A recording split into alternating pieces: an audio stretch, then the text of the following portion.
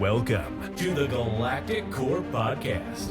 Here to review the latest films and TV shows from all your favorite intergalactic universes. Now, it's time to get your geek on. Please welcome your host, the prophesized chosen one. It's Andy. Hello, everyone, and welcome back to the Galactic Core Podcast. I'm Andy. I am here, as always, as your host to guide you through all things Star Wars, Marvel, DC, whatever else nerdy and geeky stuff in between that we decide we want to have a chat about with you. This week, I've got two Star Wars subjects that I'm going to be discussing with you. Probably won't be too much of a long episode, just a quick chat about both, but two things that one is really lit a fire of excitement for myself, and I know for some others, and one is the continuation of the ongoing series. So first and foremost, we're going to be talking about the Acolyte trailer that dropped like 2 days ago. So yeah, that's been all over my feed for the last few days. I've watched it a good 5 or 6 times now. And we're going to be discussing episode 8 of The Bad Batch, the ongoing final series, and discovering what those little scamps have been up to this week. So, first and foremost, if this is the first time that you've come across my little podcast, please go and give our social media pages a like and a follow. You can find us on Instagram, Facebook, Twitch, TikTok, and you can find all my episodes on YouTube as well. The episodes get dropped on Spotify, Apple Podcasts, other places, and as I said, all episodes go on YouTube as well. So give us a like, give us a subscribe, give us a follow on whatever platform. Tell us if you're enjoying the show. Tell us anything you want us to see us reviewing or talking about. And you can always message and drop me any comments you got about the show, anything you'd like to discuss in future episodes as well. Please go and do that. It's always good to hear that you're enjoying the show. I've got some really exciting stuff coming up in the next sort of month or so as we roll through the continuous Bad Batch series. I've got some exciting things in the middle of April. We have got a huge episode for you. I have got my 1 year anniversary of doing the podcast. It's been a really cool year to be able to do all this. And I've got a really exciting episode with 4 other podcasts coming on. And we're all going to be doing a nice, big, long chat about fandom stuff, having a few games, quizzes, and just a big laugh together. So that's a huge episode for me. And I know I'm really excited to have all these guys on and to be doing that. And as we move past that, going on to the beginning of May, when we get the end of the Bad Batch, that's going to be huge. I've got a May the 4th special planned out for you, and obviously moving beyond that as I continue my journey through reviewing all of Star Wars.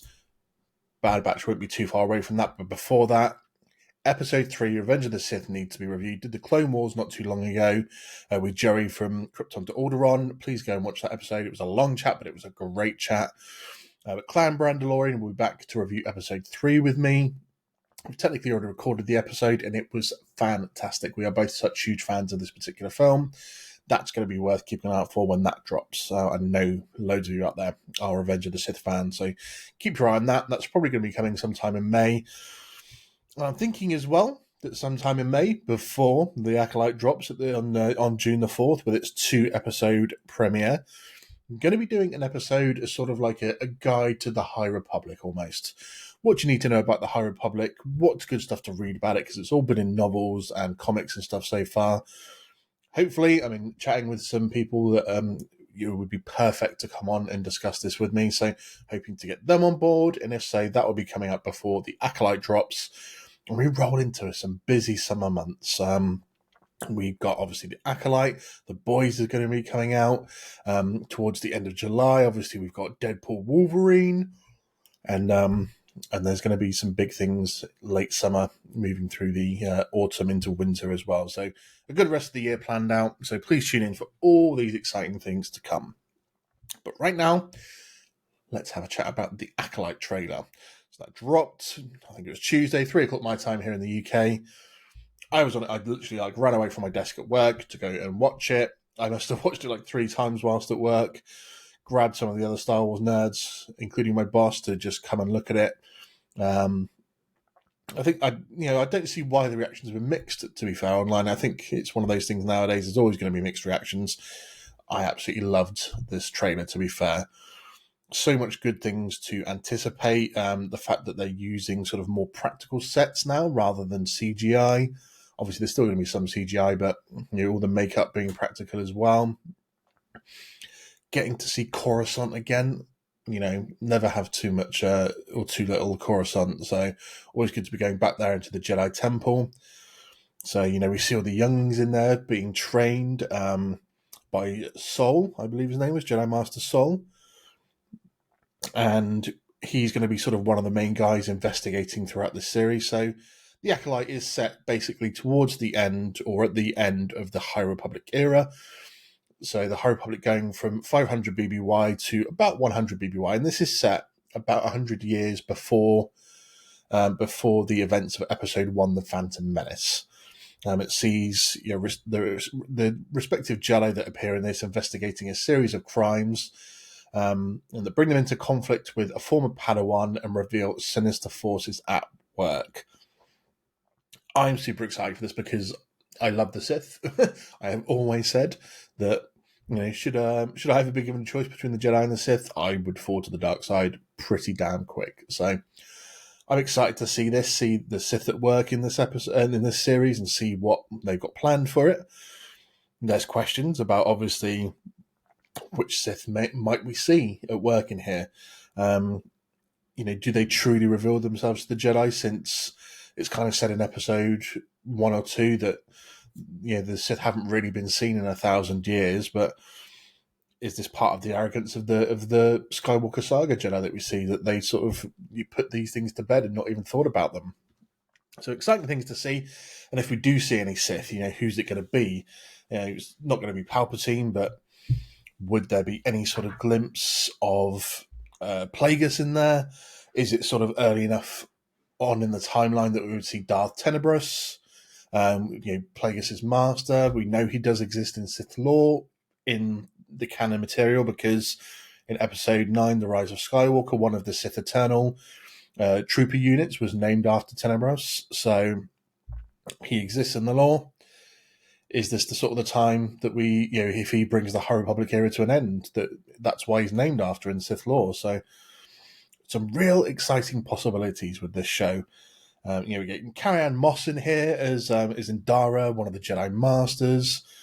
Junas Suotamo returns. He's played Chewbacca in the most sort of recent films, so he's returning as a Wookiee Jedi who's sort of quite solitary and sort of lives his own life.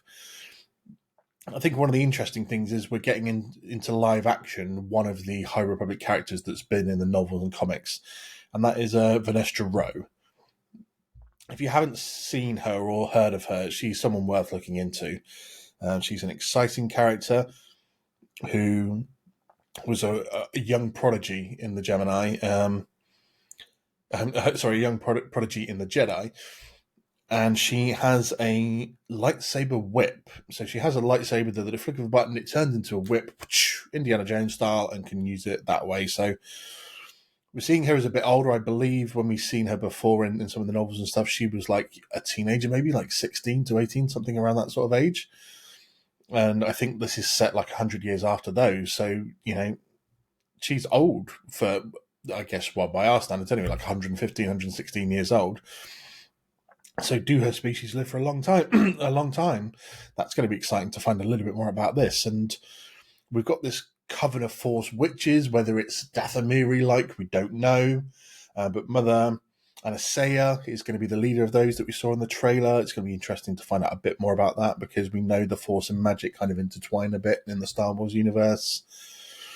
We've got Jekkai Lon, who plays Sol's young Padawan learner in this, played by Daphne Keane, who I believe was X-23 in the Logan film, the young girl Wolverine in that one. And we've got May, the former Padawan learner, who is now become sort of a dangerous warrior that we've seen quite a bit of in the trailer, fighting with Carrie-Anne Moss's character Indara. So there's plenty to love from this trailer. I am super, super excited about it. June the 4th, it comes out. I mean, you could put forward lots of theories straight away because of the time frame of where it is. It's nice to see things outside of the Skywalker saga. I know a lot of people now that saga has come to an end want to see things outside of that. I know we're almost in a way with the Rey film dipping back into it a bit because it's Rey Skywalker. It's a continuation of her story from the sequel trilogy. But yeah, this trailer was just exciting for me. It really was. There were some sort of Last Jedi vibes in a way as well, and the fact that at the start when you got the younglings and they're closing their eyes and he's like, and Star Wars like, tell me what you see, and they're telling him, the three little ones that say what they see, and it's almost echoes in a way. To me, it felt like a callback to in the Last Jedi when Luke and Reyes sat on that at the top of the Jedi Temple on Act 2. And he's like, close your eyes, reach out with the Force, tell me what you see. And she's like, I feel light, all these sorts of things. It gave me those kind of vibes, to be fair. But looked like some sick fight scenes. And then that bit towards the end where you just see the red lightsabers sort of twirl through the trees or whatever. And they're like 5, 6, 7 Jedi pull out their lightsabers and go to like run forward, and they're all sort of like pushed back by a red mist. I'm guessing maybe that's the witches. Or something like that, working in conjunction with the Sith, perhaps. We will have to just wait and see. There's nothing really much more that can be said in terms of what the plot is. Jedi being killed. It's sort of like a murder mystery hunt in a way. But yeah, tell me what you think about the Acolyte trailer. Tell me, are you excited for this series? I can't wait for it, to be honest. I want as much sort of Sith or dark side stuff as we can get our hands on. And the sooner the better. It's not obviously too far away. It feels like it's a long time away, to be fair, because we've still got essentially 2 and a bit months for it to come out. But excuse me. All in all, absolutely excited for the Acolyte series. Excuse me. So the other thing we've got to discuss this week is The Bad Batch. Bad Batch, final season, season 3, episode 8, entitled Bad Territory. So, following on from last week's great sort of Rex and clone episodes, I'm not sure how I felt about this particular episode. Again, it's kind of an episode where the story's split in 2, where we're following Hunter and Wrecker going off and the return of Fennec Shand. And then we've got Crosshair and Omega back on Pabu doing their little thing there. So let's split it into 2. Let's start with Crosshair and Omega. And people have said it to me, and I kind of agree with them that so far this particular series has been at its best when we're focusing on the interactions between Crosshair and Omega. They've kind of become an almost inseparable pair, and the respect that Crosshair seems to have for Omega has gone through the roof. Obviously, when he was chasing the Bad Batch and her down through series 1 and 2, or series 1, I should say, more than this one, than series 2, he just didn't seem to really care about her or anything like that. She was just a target, and he was obviously going full out to kill them anyway. But the bond he seems to have created with her is fantastic, and you get AZ sort of scanning him, telling him that as far as he can see, there's nothing physically that they can do about his hand. Doesn't seem to be any particular damage. Crosshair is extremely unwilling to go into any further detail about the experiments that were being done to him on Tantis, which I don't know why he doesn't want to reveal it. Why would you not tell them if you're truly wanting to be part of this crew again? And why would you not come out and tell them everything? Tell them. Why keep that to yourself? You want to give them the information. He's obviously holding stuff back. And some people have said to me they're worried that he could be sort of playing the Bad Batch in a way, probably trying to gain all their trust and then, getting them back, dubbing them into the Empire again. So I'm not sure I buy into that. I think Crosshair has realised he's on the other side of things with the Empire now, and he wants to be back with the Bad Batch. So, but it's great to see how Omega treats him, and they talk about obviously how it could all be in his head.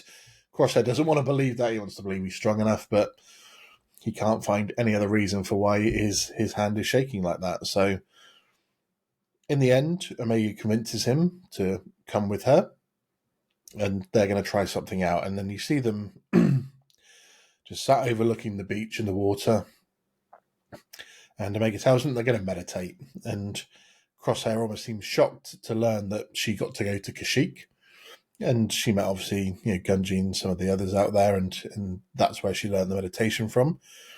He seems shocked, and she's obviously like, "You've missed a lot," and he's like, "Yeah, I did." And this is where I think we see the regret of his decision to join the Empire in the first place. And it is sad because the odds on money is still that Crosshair is going to die in this series, and probably in a way that's going to be there to save Omega. But at the same point, he just seems genuinely full of regret now that, excuse me, frog in my throat. It just seems so genuinely full of regret about having joined the Empire and missed all this time with the Bad Batch and his brothers, and obviously getting this bond that he seems to now have with Omega. So, but he buys into it by the end of the episode, and he genuinely seems to want to make an effort to try and do the meditation and see if it will help him. So we're going to get obviously more of their story going on. Since we've hit the halfway point now, this is going to be the home stretch in a way.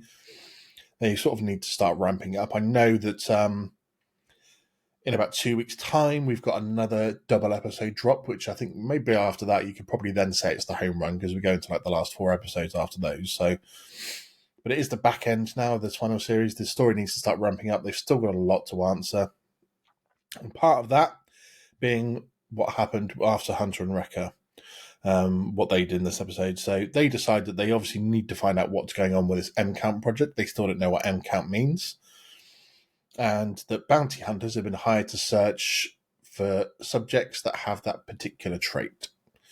And so they end up going to this planet and they seek out Fennec Shand. So we get the return of Fennec Shand from The Mandalorian, and obviously one of the other seasons of The Bad Batch. Good to see her back, and she strikes up this quite predictable deal with them. Right? It's a very sort of, I put it down as being almost like the Mandalorian trope in this episode, where I need to find something out or something needs to be done by the end of this episode, but we can only do it if you help us first. So sort of the trade-off, the traditional trade-off that you get in these type of situations. So she's like, I need to find a target, but I need more than myself to do it. Do this, I'll find you the information that you need. So they go out to this planet. They're hunting down this bounty hunter called Silasaris. This is a bug, sort of almost like a praying mantis type creature. And obviously some fun little bits here, seeing the guys use their abilities in terms of Wrecker and Hunter, disarming the mines with the swamp crocodiles as well. And I was thinking, Wrecker can lift like burning gunships off of people. Surely he'd be fine pulling up all these crocodiles and stuff like that. But they have that sort of fight with Saris and manage to take him down. But Fennec Shand has basically said, well, I haven't had any of those targets myself, but I do know someone that does, and I'll put them in touch with you. And this is the big sort of thing about this particular episode, is that at the end of this episode, as she said, I'll be in touch with the information. The guys have no choice but to trust her and see exactly what's going on. So she contacts someone at the end of this episode, lets them know that the clones are looking for people that are doing, the M-Count bounty hunting, and she's going to send them everything she knows on them. So, is this her betraying the Bad Batch? And setting them up for a fail? Is it sort of sticking to what she said, in that she's just giving the person that she spoke to information on how to contact the Bad Batch about this? And the big question for this episode, who was she talking to? I think we all probably know who it is, but we've got 2 distinct possibilities here, haven't we? So the first one that jumped to mind, because they were in the trailer for season 3 of the Bad Batch and we've yet to see them, it was Cad Bane. Obviously, we've dealt with Cad Bane before in this series. Fennec Shand has dealt with Cad Bane before in the Bad Batch series. So, will they be working together? Probably unlikely. but he does seem like a strong possibility of being one of the best bounty hunters in the galaxy, that the Empire would contact him and his dealings with the Jedi previously to bring in midichlorian count targets. So he's definitely a distinct possibility. But maybe he crosses paths with the Bad Batch in a bad way, rather than being the one that Fennec Shen is contacting, if they're trying to find out a bit more information about what's going on. But he is definitely up there as a candidate. Now, the other possibility, the most likely possibility, is, of course, that she was speaking to Asajj Ventress. Now, every chance that she's still masquerading as a bounty hunter. As we know, she was doing that towards the end of the Clone Wars, after the destruction of the Witches of Dathomir. So, who knows what she's been doing since then? Obviously, we do know a little bit, if what they've been telling us, that they're sticking to with the events of the Dark Disciple book. But, it's more than likely going to be Ventress that she was talking to. I see no reason why it wouldn't be. And this is how they bring her into the series. Obviously, we got a glimpse of her in the trailer. Hair growing out like the book, but sporting the yellow lightsaber. That's going to be an interesting one to see where she got it from, what happened. Obviously, we just want to know, don't we? So I can't wait to see her involvement in this. It's more than likely that she will probably be willing to give them information or find out information. I think she'd be more than happy in some way to work with them, even though clones would likely want to kill her. I think they will end up working together, because it looks like Ventress may not be so much on the bad side of the fight anymore. So it's going to be interesting. I don't know who else really that she's going to be talking to at the end outside of Cad Bane or Ventress. It's got to be one of those two for me. I don't really see it being any different. But half the series to go. Is there anyone else that we're going to see at this point in time that's going to be a big surprise? I mean, would it be nice to see a younger Boba Fett pop up at some point in this series towards the end? A lot of people have been talking, or have been talking to me about it anyway, and said, do you think Boba Fett would show up? And it'd be nice to see him. With obviously the inclusion of Ventress coming along in hopefully the next few episodes. Will we see Quinlan Vos? My boy Clan Brandalorian is desperate to see Quinlan Vos appear, so who knows? Maybe he will, maybe he won't. I'm still, for whatever reason, thinking he probably won't appear alongside Ventress, but it would be interesting if he did. And obviously maybe not surprising, but I the sneaky feeling inside of me. Sorry, Brandon. I know you desperately wanted to see him week by week, but I don't think he will be in playing a cameo role in the series. A young Boba Fett, I think, is still a possibility. We know we're getting Bane and obviously Ventress. And then it comes down to what's going to happen for the rest of the series. Me and Dave from Wise and Shadis were talking in the previous episode about what's going to happen and some of our theories about the clone assassin. Who's going to die towards the end of the series? How does the series end? So much to cover. And they've only got, a handful of episodes left. But I am excited to see exactly what's going to be happening. Let me know your thoughts on the Bad Batch so far. Is it something that you've been enjoying? Are you not fussed? I mean, it's Clone Wars content in a way. People were calling for that, and that's why they gave us this series, because they wanted something a bit more Clone Wars-like. And obviously, it's good to get a continuation of the story from the end of the Clone Wars. It's not something we've really seen either, so we don't have anything immediate after that apart from some comic books for Vader. So it would be good. It's been good to see a little bit more of what's happening to the galaxy and the clones after that. I want to see more of the clones when they come. I'd love to see, obviously, Rex and Gregor and stuff come back, which I think we probably will do. We've got to see what happens to Cody and Wolf. Obviously, we know that Wolf joins them in the end because we see that with Rebels. But I want to see what happens with Cody.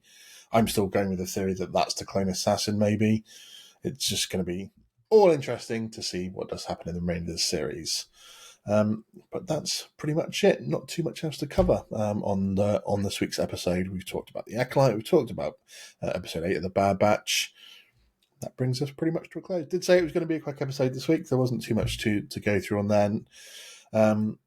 But we've got another episode next week, episode 9, The Harbinger.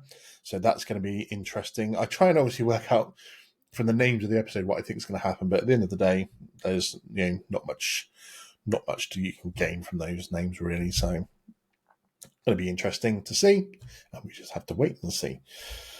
Thank you very much for joining me. I do really appreciate you all jumping on and listening with me. As I mentioned at the start of the show, you can catch us on Spotify, Apple Podcasts, other podcast places, and YouTube. Give us a like on Instagram, TikTok, Twitch, and all the other places where you can find the Galactic Core podcast. I've been Andy, of course. I will be back next week to discuss a bit more Bad Batch. But all of you, until then... Thanks for tuning in to the Galactic Core Podcast. Don't forget to subscribe so you never miss an episode. But until next time, go get your geek on.